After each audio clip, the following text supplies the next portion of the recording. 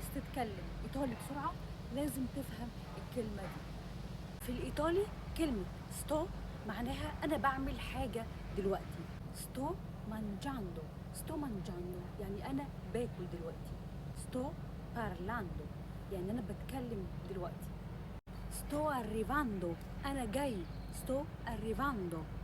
ستو comprando انا بشتري دلوقتي. ستو comprando.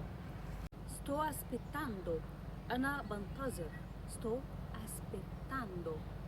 sto cercando أنا بدور. sto cercando. sto imparando أنا بتعلم. sto imparando. sto leggendo أنا بقرأ أو أنا بقرأ. sto leggendo. sto perdendo أنا بخسر. sto perdendo. sto scrivendo أنا بكتب. sto scrivendo. sto bevendo أنا بشرب. sto bevendo. sto pulendo أنا بنظف. sto pulendo. الزمن ده في الإيطالي اسمه presente progressivo يعني بيعبر عن حاجة بتحصل في الوقت الحالي. الفعل ده نركبه ازاي؟ أول حاجة بنصرف فعل أو فيربو ستاري مع الضماير.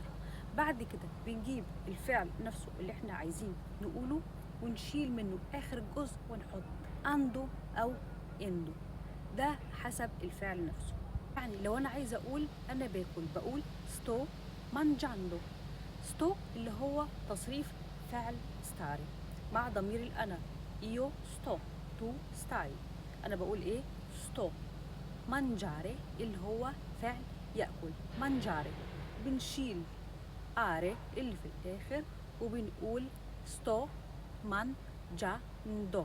sto mangiando. io mangio. sto mangiando.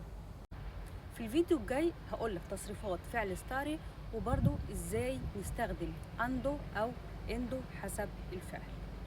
بس خليني اقولك ان ساعات برضو الايطاليين بيكسلوا وما يقولوش ستو مانجاندو، ممكن يصرف الفعل في المضارع ويقول مانجو. ايو مانجو يعني انا باكل، او ممكن اقولها وانا باكل دلوقتي.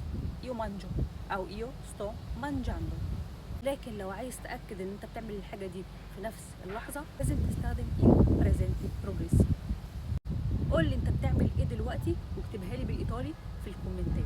ومش عايزه افكرك ما تنساش تعمل لايك وكومنت وشير وتعمل لي فولو لو عايز تتعلم ايطالي بسهوله. اشوفك الفيديو الجاي على الف خير. تشاو.